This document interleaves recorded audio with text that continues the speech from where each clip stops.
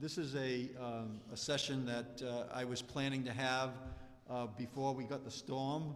That we wanted to make sure that everyone in the state knew that there's a capable leadership in Bob Rocchio as the interim director of the Rhode Island Department of Transportation, and we've been able to confirm that, right? Because you saw Bob really front and center on the biggest snowstorm in the history of the state of Rhode Island, and we saw that you know, he had kind of had the baptism by blizzard, and so we saw how you know, highly qualified Bob was. Bob did a lot of the logistical issues that really helped deliver, you know, putting 500 state and vendor plows in Rhode Island on our roads, doing our state highways, which were, I think, arguably done extremely well, and then transitioned into, because the municipalities were at that max, and Bob realized that we could really help them out. When I asked him to help the municipalities out, which is not normally done in a snowstorm,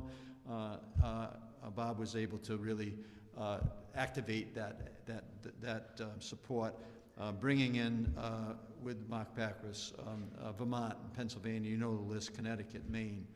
These are all things that I want to communicate to the people in Rhode Island, that Bob was integral in terms of the success of the way that we delivered as a state, and then delivered into our local communities around the state of Rhode Island.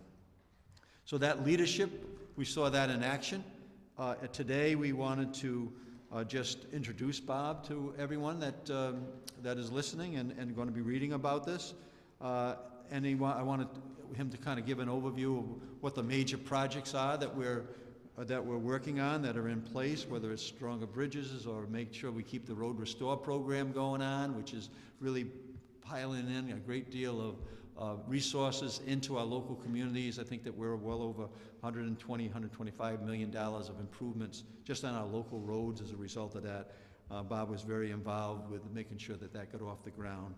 And our Litter-Free Rhode Island program, that's going to continue because we want to make sure that we're you know, delivering in terms of the beautification of the state. So with Bob at the helm, I'm confident, and I believe that the general public is confident based on just seeing him over the last week really perform at a real high level.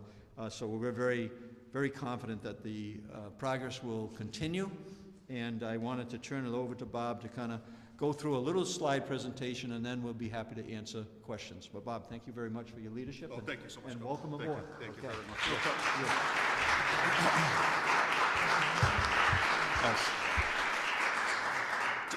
Just a quick note on the storm. It really was a team effort by many state departments, and we worked as a team under the leadership of the governor.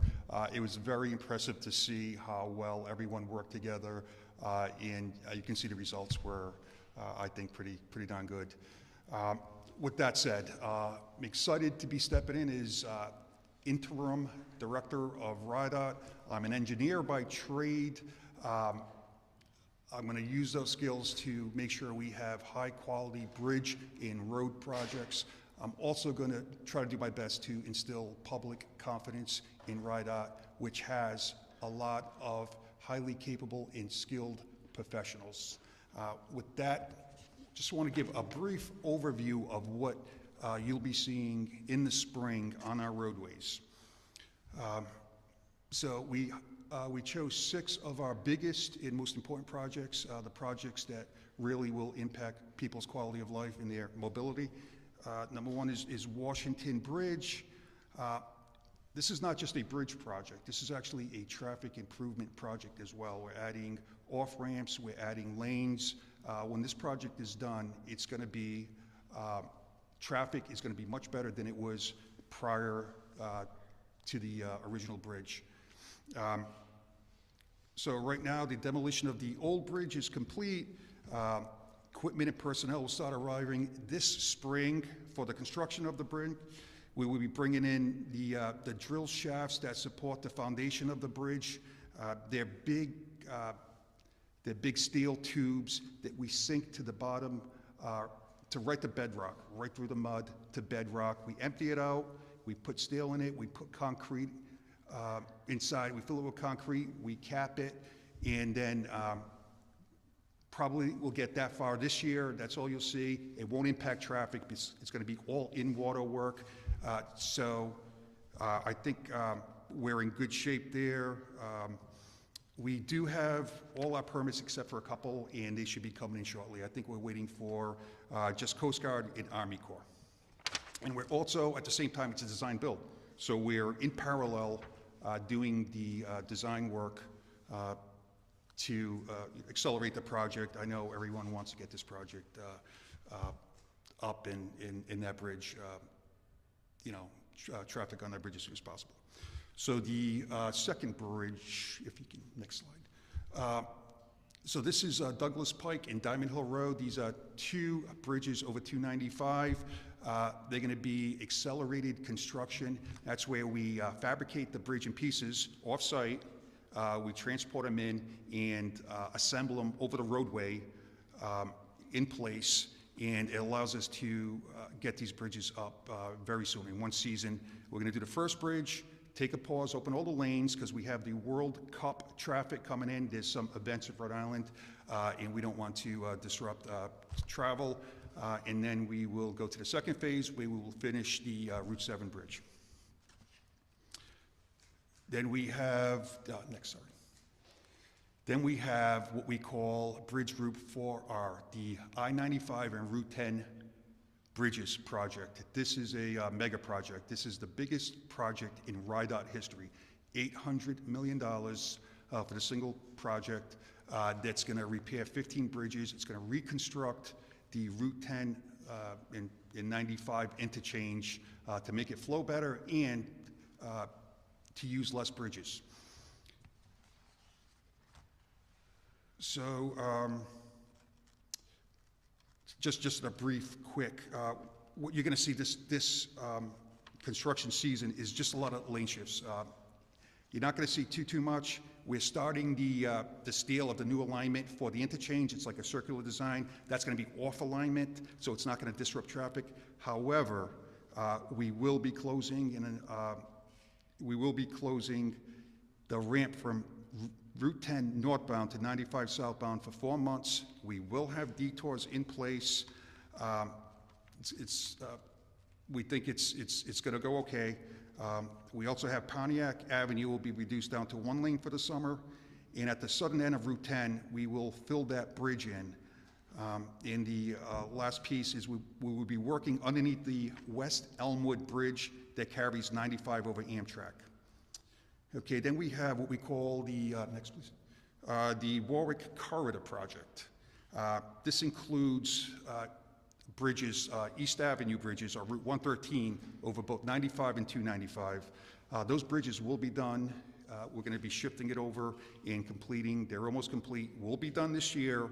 However, it has, we call it a corridor project because it's not just bridges. We put new sidewalks along various roadways. We're going to repave big areas. So we combine everything so we can just, once we're done, we're out of the area and we don't have to come back with a separate project. Then we have Route 37, Bridge Group 51C. We are in the third phase of the Route 37 over Oakland Avenue Bridge. This should be complete by May. Then we have on the New London Avenue Bridge that carries Route 37 over New London, we are starting demolition. We will also be filling in Power Road Bridge this summer, and we'll be continuing with the demolition over Amtrak, and we will have that bridge reconstructed by the end of the year. The last one I want to just briefly go over is what we call the missing move. This is the long-awaited freeway connection from Route 4 northbound to southbound. Travelers will see work on both 95 and on Route 3. We're building 3 ramps in 403 this year. There'll be a large amount of earthwork, I'm sorry. You'll see it's going to be, again, off alignment. You'll see that coming up. It should impact traffic this year. It will in the future years, so there's going to be minimal impacts. When this project is done, not only is it going to make it much easier for truck and commerce, but it's going to greatly reduce traffic congestion on Route 2 and on Division Street, and it's something that I know that the town of East Greenwich has been looking for a while. So These are our biggest projects that we have, and hopefully we're going to try to keep the disruption to traffic down to as minimal as possible. Great. Thanks. Thank you, Director. And if you have questions of the Director or myself, I'm happy to answer them.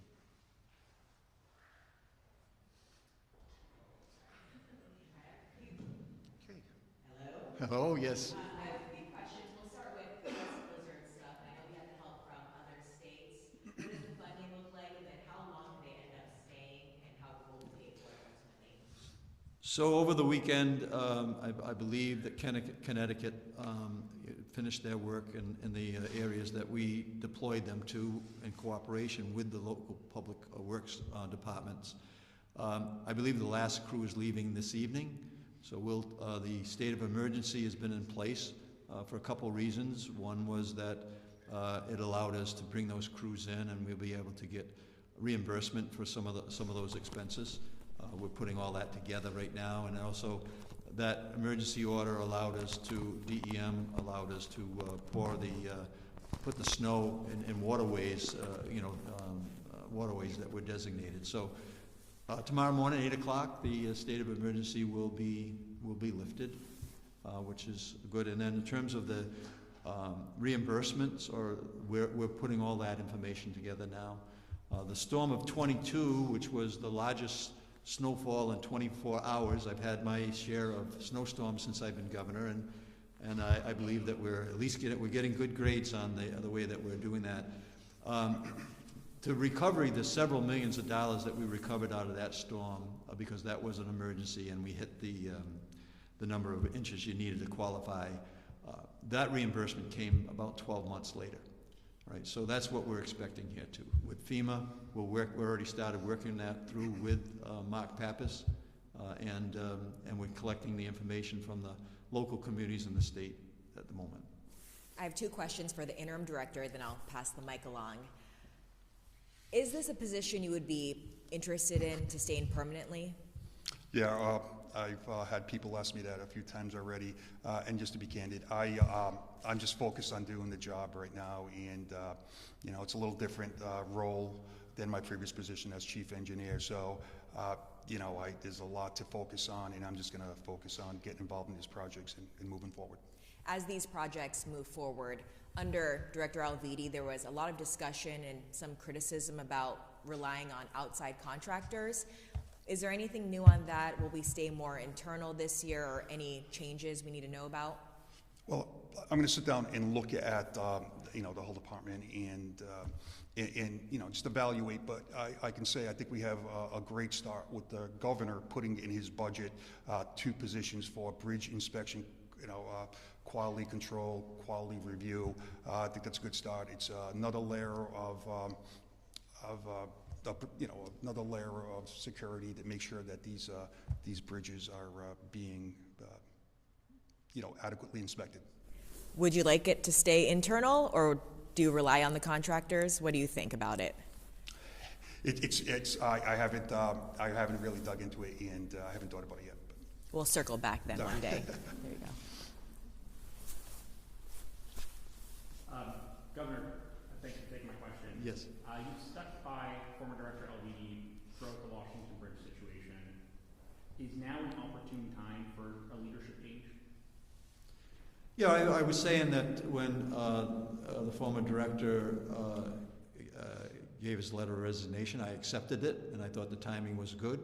And I believe that, as you saw in the blizzard, like I said, we were going to have this announcement like this to introduce, and I think that the public saw that in Bob Rocchio we've got a really good, talented, skilled person to take the interim lead at the moment, and we will at the right moment we'll go out for a national search, and clearly anybody that is interested, they'll put their name in, and we'll proceed from there. But this is a good moment.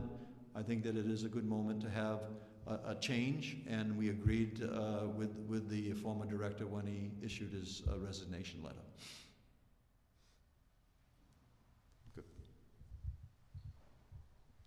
Just following up on a couple of those things. On the national search, you said when is a good moment to begin the search process.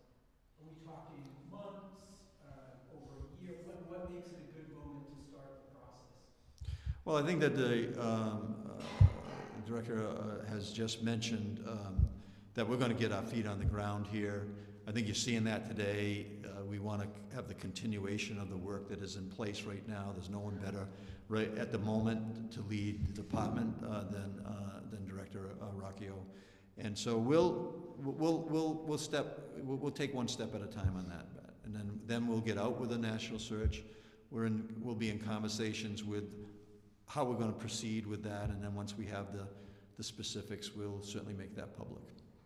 On the crews from out of state to help with the snow, can you just clarify when each of the different states left? Or if I wasn't clear, some are still, like one of them is still here. Can you just clarify that?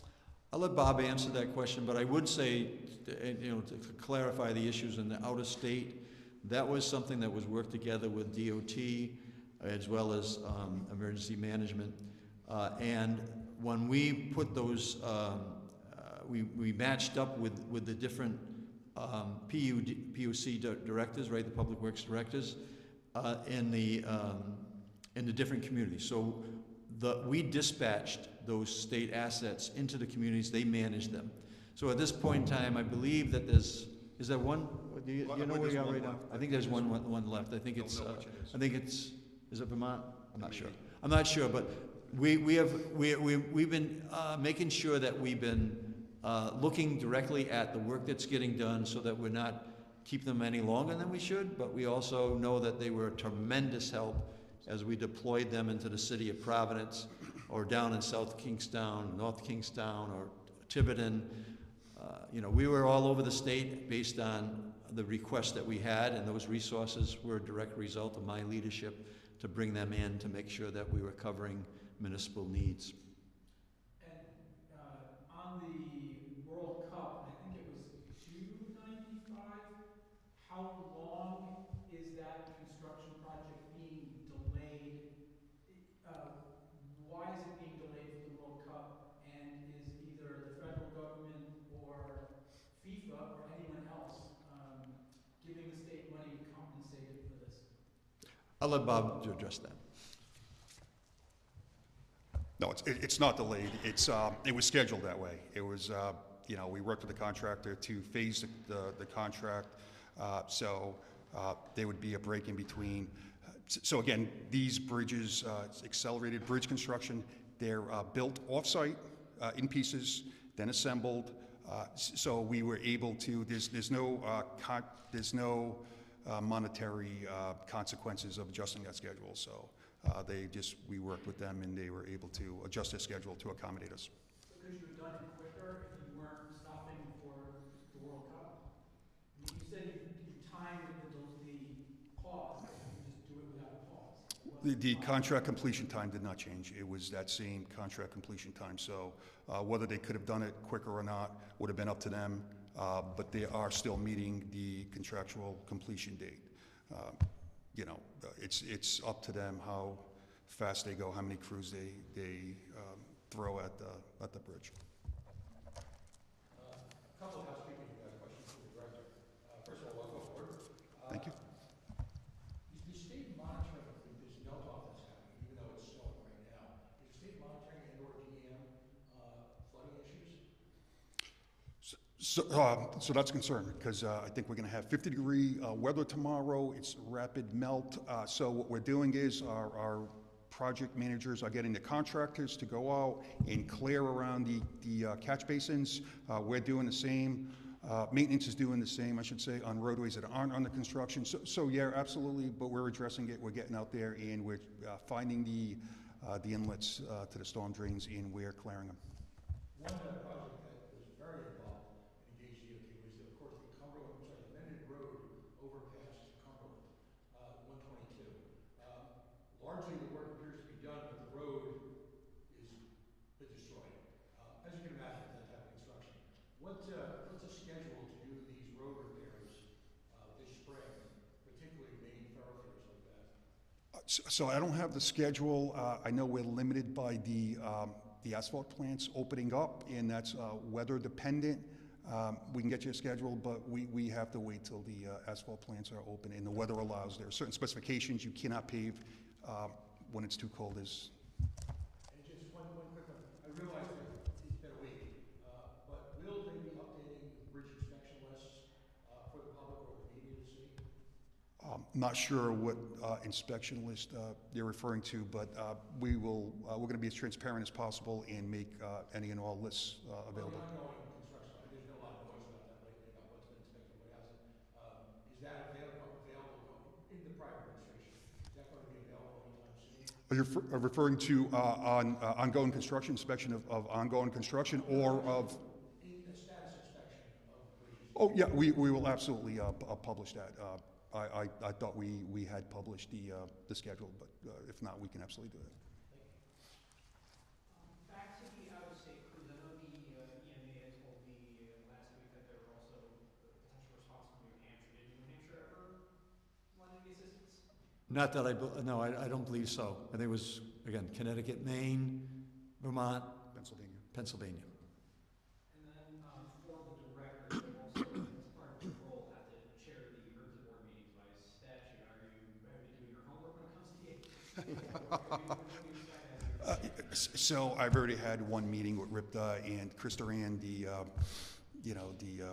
who's running it, the executive director, has already called me. He's going to have me down. He invited me down to, walk me through the operation. So it's going to be a bit of a learning curve, but it'll be fun. Are you looking forward to having to chair these meetings and try to guide her to whatever direction it needs to go into? What do you see in Ripta as you're trying to get this?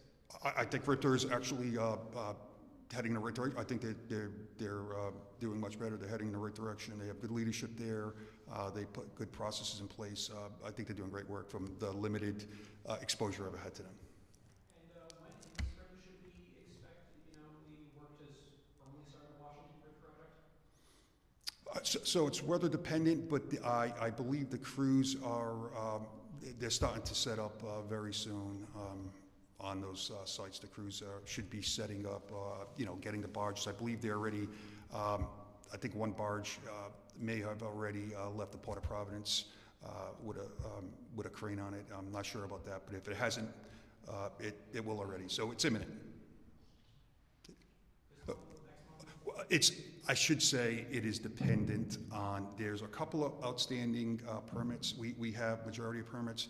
There are a couple of permits we're waiting for. I think it's Coast Guard and Army Corps, I believe. All right, we're good. Thank you very much.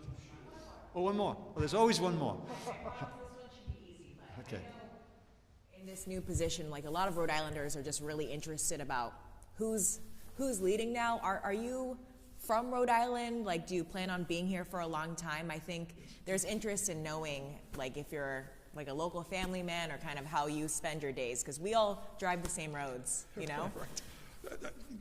I think that's a great question. So, lived all my life in Rhode Island. I went to school at URI. I've been at DOT for 33 years. I have a large family. They're all in Rhode Island, and that is important because my family, which is again a large family, are driving these same roadways, and they're experiencing everything everyone else is experiencing it. So, yes, that's a good question, and yes, I am from